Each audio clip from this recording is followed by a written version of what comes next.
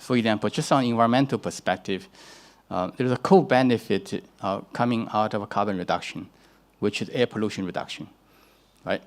And we care so much about air pollution because it kills lots of people. 1,000 instead of 25. Right.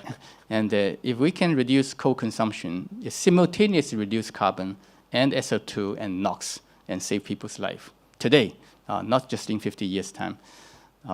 This is just one example of co-benefit. There are many other co-benefits, right? For example, you plant trees, and it absorbs carbon, at the same time improve the environment, overall environment and ecosystem, and the biodiversity and so on and so forth. And the other major benefit which we increasingly realize is that the economy needs to have longer-term growth potential that comes from technology. And not just population growth, or capital growth and so on. Technology become increasingly important. So which is a driver, new driver of technology growth? Carbon neutrality. Once you declare carbon neutrality goal, every single aspect of economy needs to look for technology, whether it's energy, or it's building, or transportation, or 8,000 sectors in manufacturing.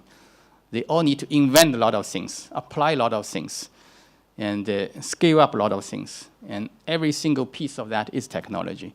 So with that impetus, China can maintain higher growth than otherwise. If you sit back and let other people to develop technology, you buy them, it may save you some money in the short term, but it will cost you a lot of growth potential in the longer term. Right. And you'll fall behind as well. You'll fall behind as well. Right, because the technology is not yours. Right. Somebody else owns it. Yeah, in major sectors, I think green technology requires only a few countries to develop, and all other countries will be users. Right. And if you're not part of the first mover, then you'll be never there. But I would imagine that for big countries such as China, India, Indonesia, and so forth, they should have their own proprietary technology to a certain extent. You cannot rely on just purchasing, right? I think we need a healthy competition for developing these technologies. So the first movers will develop and make costs lower, and then make it available to all the countries. Okay, what about other countries, other big countries? China is a top-down society, as we all know. And hence ability to, once the leaders are enlightened, they decided this is good for the country for all those reasons you mentioned, they can go to town with it. But what about democratic countries such as India, such as Indonesia, or to a lesser extent perhaps Pakistan as well? What will happen to those countries? Can they also be as green, so to speak, as the Western European countries and perhaps China? Can they? Do they have a hope? It's certainly possible. We have observed in the past couple of years other developing countries becoming more aggressive. I name a couple of them. You probably, you'll be surprised. Mongolia developed a sustainable finance ecosystem, including taxonomy, a couple of years ago. I think 3 years ago, they announced a taxonomy-based framework. And early this year, Sri Lanka announced a green taxonomy as a basis for greening the banking system. There are many examples like that. Okay, but those are small countries, sorry. Mongolia is only, 4 million people. I suppose that which pollutes the most in Mongolia is probably other cows rather than the people because of the land, per capita land is so big. So what about India? Can you say something? Or Indonesia? Yeah, I think India is doing something. I don't have the specific details in mind, but I think a relatively larger developing country, Sri Lanka, not Sri Lanka, Pakistan. Is actually doing quite something. Their prime minister came, their climate minister came to China a couple of years ago, seeing myself and other specialists talking about building 10 billion trees. Planting 10 billion trees. 10 billion trees. And for the purpose of protecting biodiversity, of course, part of the carbon reduction effort as well. And we began to discuss green finance as well, to help supporting the initiative. And also Habib Bank, which is one of the larger bank in Pakistan, has developed their internal system for green finance. Wow.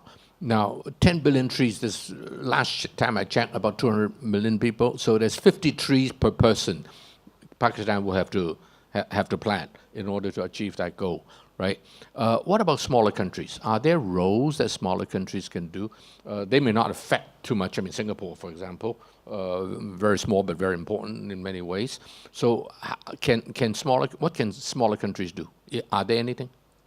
Singapore has been very aggressive. I think even more aggressive than Hong Kong in collaborating with other countries on green finance-related development. I remember Singapore being present in a lot of G20 discussion, being one of the 8 founders of the Central Bank Network for Green Finance, and recently approaching me to develop China-Singapore Green Finance Task Force. So I think, our Singapore friends are very aggressive and innovative. What about Hong Kong? You said that Singapore is even more aggressive than Hong Kong. What can Hong Kong do? That's why I mentioned you're also the Hong Kong Green Finance Association chairman. So is Hong Kong doing enough? What can we in Hong Kong do? Besides tell the developers to shape up. I answered this question back just a week ago in an interview with the press when we had the Hong Kong Green Finance Association annual meeting. I mentioned a couple of suggestions for Hong Kong. One is to develop a taxonomy. So far, Hong Kong doesn't have its official taxonomy to define what is green. And we need that for the banks, for the asset managers, to simply report how much green stuff you have done, right? How many green loans you have extended, how big is your green portfolio in your investments, and then calculate the emission reduction benefits of these green investments, and then allocate incentives to encourage these greener financial operation. This is the first thing. But should we not just take the Chinese taxonomy? It's easier. We don't need to reinvent This the is wheel. a bit complicated. I think HKMA has agreed to develop a taxonomy based on common ground taxonomy, which means that the China-European version of 72 activities, green activities, will be in the Hong Kong taxonomy. 72%. Okay. Yeah.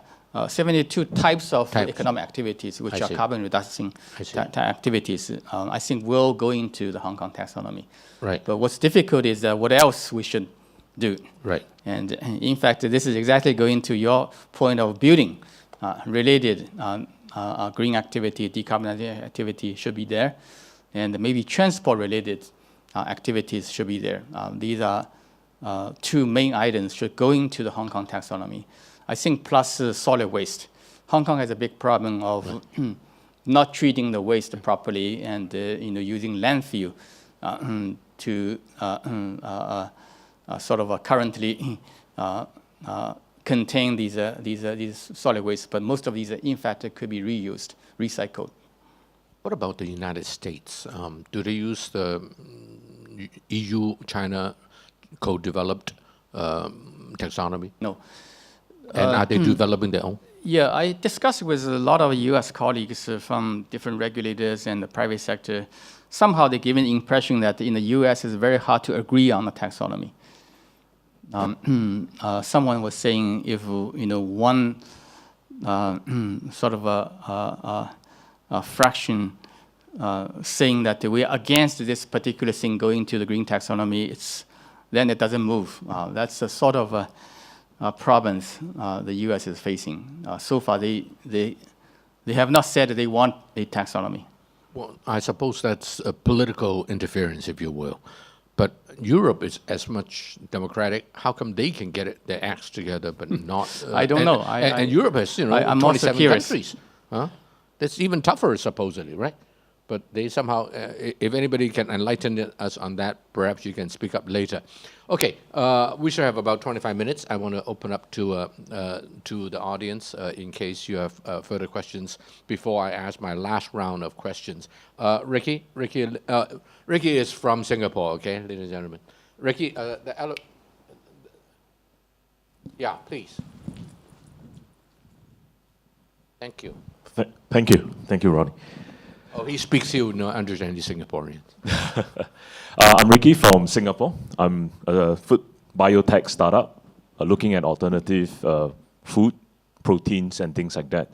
So I'm very happy that you have shared with us a lot, but I have also done a bit of research based on a year ago when you shared with DBS over some of the panels where certain standards, especially in taxonomies, are still not being developed. And having heard that you have just shared earlier on, it seems to me that nothing has really progressed. So, of course, I'm sure something is working in the background. If you could share with us, the audiences here today, what is really happening, I think that will really give us a bit of comfort. And I think that right now, this standards adoption, like what you have mentioned earlier on, is still in the works, voluntarily. That's the term you use. Now, I represent Singapore in the ISO Working Committee, looking at this food security alternative protein for the world. I would say that without a mandate, a lot of the businesses, enterprises, industries will not follow suit. And a lot of countries are not like China, where it's very top-down, you know. So, Or like, Singapore, which is similar. yes, some sort similar. So like our friend just now earlier mentioned, right, for steel, it's very hard to get green steel to be adopted by developers, for instance. So especially in our area of, you know, food security, alternative food, is even harder. So I think that is my first question in terms of, is there anything, silver lining at the end that we can look forward to? Second question will be, you talk a lot on, you know, carbon emission by different industry, whether is it transportation, whether is it power generation. But agriculture forms 30% of the greenhouse gases globally. And you know that it is a real issue now. Climate change is going to decrease the food productivity, the yield. And I don't hear a lot of this emphasis of how finance, green financing, will be able to generate or motivate more of the industry players, not just the big ones, but also smaller players, startup, technology-based people like us, so that we are able to contribute, you know, globally. So that would be my two questions. Thank you. Thank you. I think you have more than two, but just try to react to a couple of them that I can remember. One is on agriculture. You said agriculture generates maybe 30% of the carbon emission. Now, I think these numbers, if we put together all these claimed percentage, you know, 150 or building 200%. sector, you know, 30%, agriculture 30%, 30%, transportation, you know, 30%. Then we add up with all of these, it's something like 200%. Now, this is actually okay because different people, they estimate the carbon emission from different sides of the economic transaction. Most of us, what we heard, you know, from more sort of official sector reports referring to the production side. In the production process, you know, for example, you produce power, you use coal, right? And that generates a lot of emission. But you are talking more from the user side, the consumer side. If you have production and the users both counting, then it's double counting. So we end up with a larger number than 100% in total. But anyway, I think the more accurate number for agriculture may be 10 to 15% rather than 30%.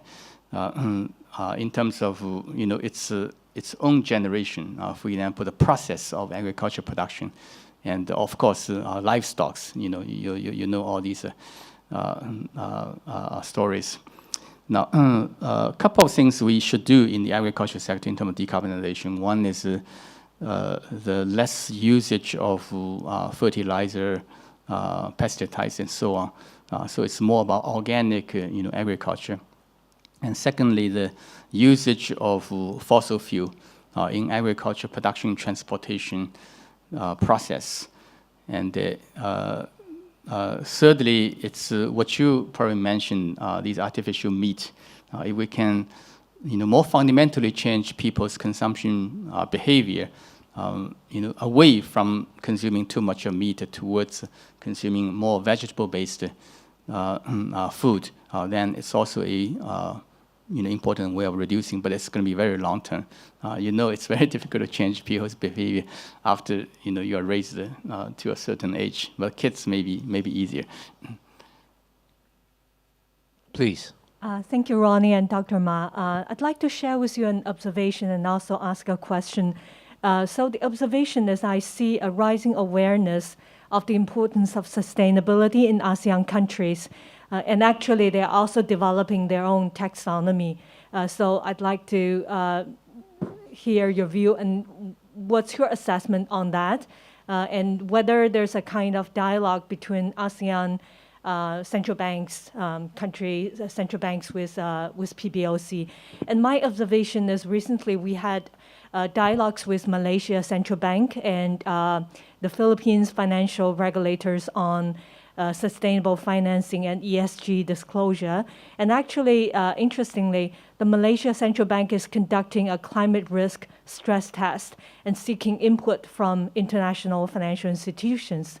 What's your view on the taxonomy, given China's leadership in this area? Thank you. Yeah, I think there are two issues you raised. One is taxonomy in ASEAN. The other one is climate risk analysis. Taxonomy-wise, I had a lot of conversation with ASEAN central banks and some of their consortiums which are in the process of developing taxonomy. They showed a lot of interest in common ground taxonomy. They, I think, are using that as an important reference, but I don't know the end result, whether it's common ground, plus something, or they're taking part of a common ground taxonomy. But at least I think it's being read very carefully. And I personally don't feel that ASEAN should have, lots of different taxonomies. To have a united green finance market, ideally you should have one taxonomy, right? To increase liquidity and also, reduce transaction costs and so on. But different countries may have different priorities, so they may end up with more. And if there's more, I think. Ideally, they should construct it in a way that's interoperable, which means that there is a base building block of taxonomy for every single ASEAN countries, and then the other countries can add a little bit. So it's almost like a CGT, or common ground taxonomy, is a building block for ASEAN, and then it's ASEAN common taxonomy, which is a building block for every single country in ASEAN. Then finally, Malaysian version may be common ground plus the ASEAN addition and plus Malaysia. Then we have some interoperability, right? There's a global interoperability and there's a regional interoperability within the system. On your climate risk analysis, now I did some work under the NGFS back a few years ago. I was leading the publication of environmental risk analysis methodology case study. It was a 600-page document which provides a lot of examples of how models and methodologies can be used to quantify climate risk for financial institutions. And the problem of this set of methodologies is too complicated for most financial institutions, especially for small, medium ones.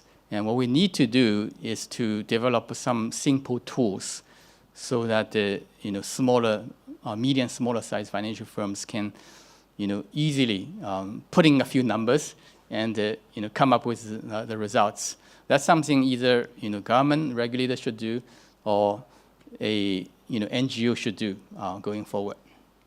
Thank you. The gentleman at the back, last row, please. Thank you, Dr. Ma, for sharing your insights. My name is Rakesh. With regards to the mention of common ground taxonomy with regards to activities, on the European side, we see on one hand, there's this focus on activities and giving preferential greener finance, but also downstream on product level, they have circular economy action plan and technical standards for key sectors. Are you seeing something like that take place also in China, where in addition to the activities, there be technical standards which are harmonized on textiles, on batteries, on automotives and buildings with our European peers? And secondly, you mentioned about this co-benefit aspect. Are you already seeing some examples wherein based on better production practices, that not only does the facility get preferential loan or bond or debt, but they also get preferential insurance premiums or on trade finance? Thanks.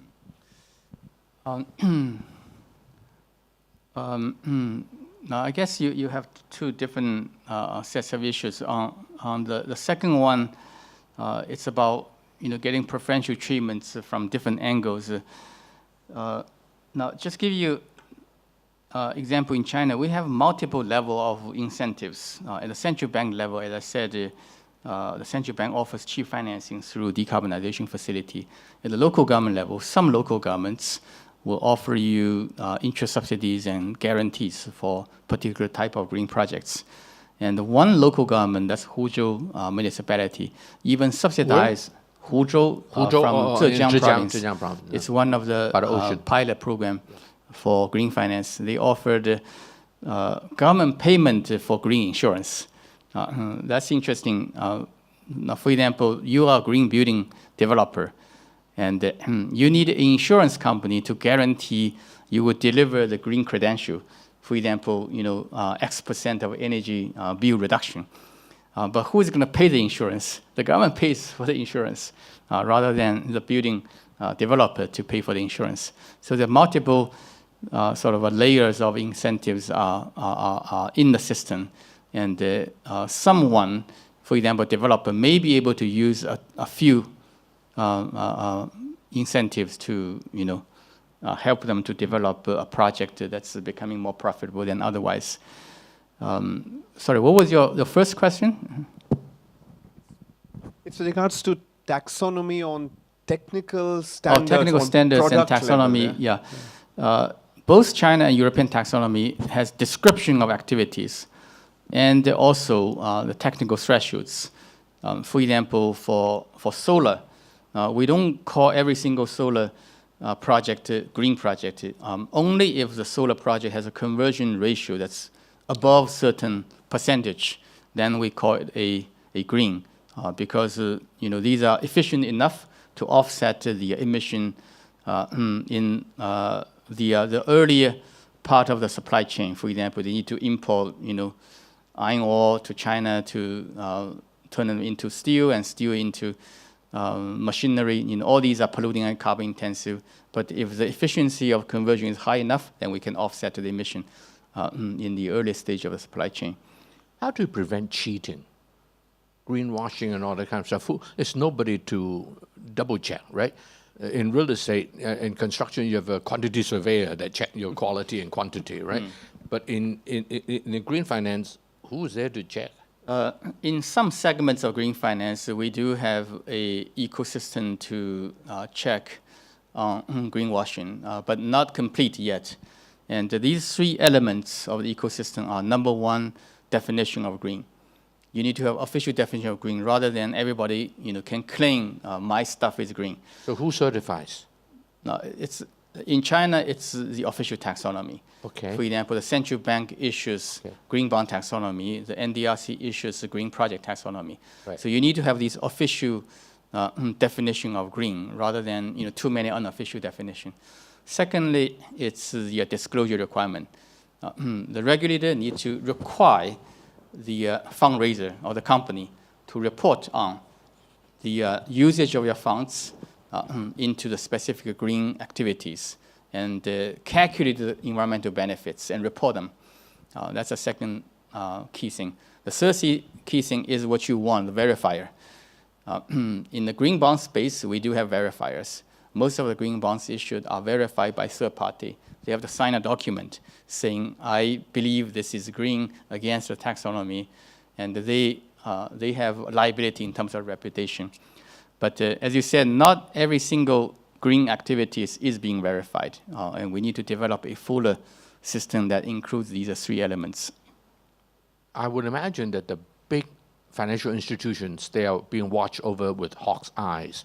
So they would have to basically abide by whatever they promise to do. But in particular, the smaller guys in so many countries around the world, it seems to me that it is really, really difficult. But if we can get the big countries right, China, India, America, EU, Indonesia, and so forth, I think that the world will be a much better place. Now, it's easier for smaller guys in those particular sectors like agriculture and retail to use low quality green information. But at the same time, they are very difficult to get green financing because the supplier are reluctant to offer green financing to them for fear they themselves may suffer from reputational risk. Well, ANZ may go find some new businesses there. The Consul General from Kuwait, great to have you here. Welcome. Thank you. I would like in the beginning to thank you, Dr. Maya and Mr. Rowan, about this effort, holding this formative panel. My name is Nasser Al-Ghanem. I am the new Consul General of State of Kuwait here in Hong Kong. And my question, or let's say, for sure my country is sharing the concern about the environment and the climate change. Closer to the mic. Yeah, hold up the mic, please. Yeah, sorry. Thank you. For sure that my country is sharing the concern with other countries about the climate change and emissions. It's just I want to share with you, your professor, the effort is working on. It's about the new technology that we're trying to invest on. Kuwait and some other oil producers, countries, like carbon capture and storage. I don't know if it is worthy or not. Thank you. I think you are talking about green technologies such as CCUS, carbon capture. I think it's been invested by many countries. Most of the big developed countries are investing. China is investing. And recently I heard a real successful story of China pumping CO2 into a oil field and sort of locking the carbon there. I'm sure there are many other technologies that are used, to capture and lock in carbon in a permanent way. For example, you can lock into construction materials. But the majority of these technologies are still too expensive to commercialize and to be used on a larger scale. Now, we have some experts forecasting that by 2045, a few percent of Chinese power generation will be coal-fired power generation plus CCUS, meaning we still need a few percent, which is sort of used as a flexibility option because wind and solar are still not very stable, but that few percent generating carbon needs to be captured using technologies like what we describe. Isn't it, okay, this is a related question. One is, it seems to me that because of geopolitics and what have you, China will have to rely on coal for a long time. Right now it's what, 60+%? Around 60%, coal-fired power generation. Right. Right. Do you see that number coming down, or are there ways to alleviate the problem while still using coal? Is the clean coal good enough? Is there does China have the technology? Or if not, while we are doing all these good stuff that you are leading, we have to continue polluting big time, right? So, and then the whole area of the Gulf, I see Kingdom of Saudi Arabia is now very much leading the charge in trying to be green. And you would imagine that they are the producer of the carbon-based energy, and yet they are very much moving in the right direction, shall I say. So can you comment on some of these matters? Yeah, now in terms of the power composition, just to quote a couple of numbers, I think wind power generation is growing at about 40% right now. In China? Year on year in China. And okay. Solar is growing about 70%. And the coal-fired power generation is low single digit. It's still growing, but a very, very slow pace. So per annum, 70% increase per annum. Currently compared with a year ago, right? We're talking about year on year change. Right. Wow. So still some growth, but much lower. Then you see the composition shifting towards renewable. And the projection is that by 2025, we will still have some modest growth of coal-fired power generation, but then coal-fired power generation production and consumption will begin to go down. Of course, the target is, by 2060, the entire energy system will become net zero. But 2060, yeah. 2060, 2060, yeah, right. Yeah, 2060. But some more aggressive forecasters, including the energy specialists, were telling me that by 2045, Chinese power sector will be close to net zero already, and 95% will be renewable, and 5% will be the coal-fired power generation plus CCUS. This is the international entity that is telling you this. It's actually a China energy specialist Okay. providing a forecasting to me, which I think it makes sense. Okay, very good. Now, any more question from the floor? I have one last, the lady, please. Thank you. Thank you for organizing this event, Ronnie, and thank you for your sharing, Dr. Ma. My name is Jessie. I'm from the Bloomberg philanthropy team.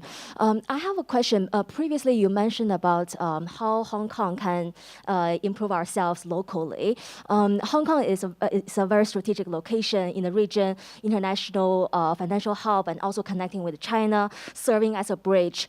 How do you feel like Hong Kong can play an important role in the region? And especially like this year, G20 going to happen in Bali. Most likely the leader is going to also bring, Chinese leader going to bring business leaders to Bali as well. Do we also have, and also China is a leading developing country in terms of the technology and the climate space. Have we thought about helping the Southeast Asia countries, give them investment like in those areas? Yeah. Yeah, there are some initiatives in that direction. Just give you one example. It's called the Green Investment Principles for the Belt and Road, which was launched back 4 years ago by China Green Finance Committee, which I chair together with City of London, in conjunction with many other international networks and bodies such as IFC, the World Economic Forum, UNPI, and so on. And over the past 4 years, we now have 40-something large global financial institutions join as signatories, and they collectively manage 40-something trillion US dollar. And all these members commit to make more green and low-carbon investments in the Belt and Road region, of course, including ASEAN countries. And this set of principles, which we call GIP, or Green Investment Principle, now has developed a couple of regional chapters, one in Central Asia. The next one is Africa, which will be launched in COP27. And we're now actually planning to launch an ASEAN regional chapter of the GIP sometime next year. And we are actually in talk with some of the ASEAN financial institutions for them to co-lead the initiative. And that initiative will focus on capacity building, dissemination of green investment principles, and products and tools, and help facilitate green finance transactions between the financiers as well as the green projects. Last question. Is it Simon there? I'm Aaron from ANZ. Oh, I'm sorry. Yeah, no worries. From ANZ. Okay. Yeah, thank you, Ronnie and Dr. Ma. This is sort of a related question to the earlier response that you had on the power decarbonization in China through to 2060 net zero. And we also touched on earlier in the conversation about the need to balance decarbonization and transition costs. And it's that's also a fine balance between an orderly transition and a disorderly transition in my mind. So I'd be interested to hear your view if we are on track to hit 2060 net zero. How comfortable are we to hit 2060 for both China and Hong Kong? And what are the key risks that we might want to be aware of that might throw us off track? Thank you. Hong Kong declares a goal of 2050, which is 10 years ahead of mainland China. And that's why I was telling some of the Hong Kong policymakers that Hong Kong needs to, at least in some areas, take a lead rather than being behind mainland China. And a particular suggestion I made is Hong Kong needs to develop some green technology, apply some green technologies, including in building sector, in transportation sector, in solid waste treatment sector, in plastic-related industries, and experiment here, make it successful, then using China as a much bigger market to scale up their operation. I also made a recommendation that Hong Kong should utilize its green finance strengths. Hong Kong already has one of the largest green bond market in Asia, and you need to develop a green PE and VC. to support green technology development, including through the government setting up a green investment fund to incubate the green investment community. Now, on off-tracking, I'm pretty confident 2060 we will achieve carbon neutrality. We don't need to decarbonize every single sector to zero. We still have a lot of room for carbon absorption, for example, by forestry. And we can develop a fairly significant amount of carbon credit from these carbon reduction and carbon removal sectors. So I'm pretty confident in energy, we're going to get there, net zero by itself. In building, transportation, and the manufacturing, we probably will be only 90% reduction, and then we need to have a offset. And that's why it's important to have a voluntary carbon market. This is something I've been advocating for some time, and I think Hong Kong will get there. One last question. We only have 2 minutes left, so you have 1.5 minutes to answer. One of the most polluting activities mankind can ever do is war. That is really, really polluting. Is there any room for green finance that, there's some understanding around the world, United Nations, whatever, I don't know how you hold any countries to it, that if you start a war, you get a stick, not a carrot.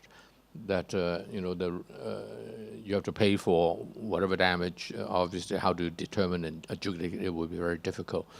But is there any discussion anywhere along this line on how to deal with war? At least I have not heard. Maybe it happens somewhere.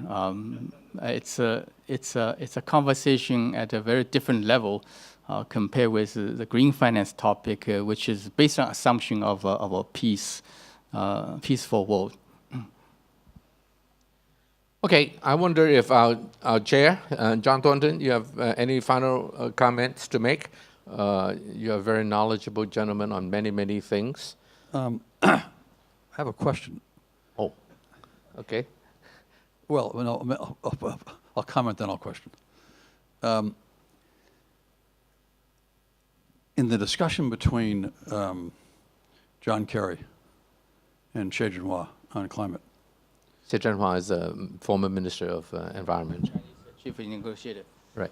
So it's always struck me that because the English language dominates global communication, you get narratives going around the world very quickly that become sort of stuck in people's minds. And one of the narratives was, at least for a while, that China was not doing enough. China should be doing more. And it always struck me that China has a 3-decade-long plan that we all know they will achieve, because that's what China does. They put forward plans and they achieve the plans. And very often they achieve them in advance of the goal, because it's a classic sort of under-promise, over-deliver system. Now, on the other hand, the democracies, including the United States, and I'll pick on my own country, has literally no plan. What it has is a system where, in theory, someone sets a goal, the political system puts forward incentives and sanctions, and the private sector theoretically delivers the goal. Now, insofar as these goals are treated as though they're all the same, Germany's goal is this, the US is that, China's this, so forth, there's a kind of implicit mental leap that we make where we give them all equal value. Whereas what we actually should be focused on is not the goal, but what's actually being achieved. And so my question, and I always wondered whether, back after World War II, in Bretton Woods, the world created all kinds of different institutions. And yet we have this theory that there's an existential threat. The existential threat is climate change.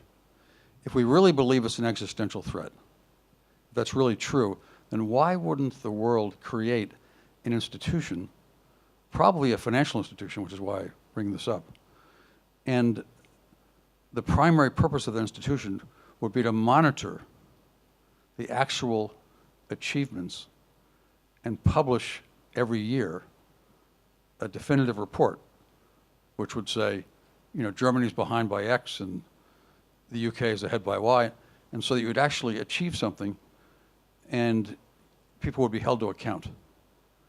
And it just seems to me that that's a very natural place for either a financial institution or technocrats who think in numerical terms. And I'm just wondering whether that's a completely unrealistic idea. Yeah, I think some mechanisms are doing part of the functions that you're describing.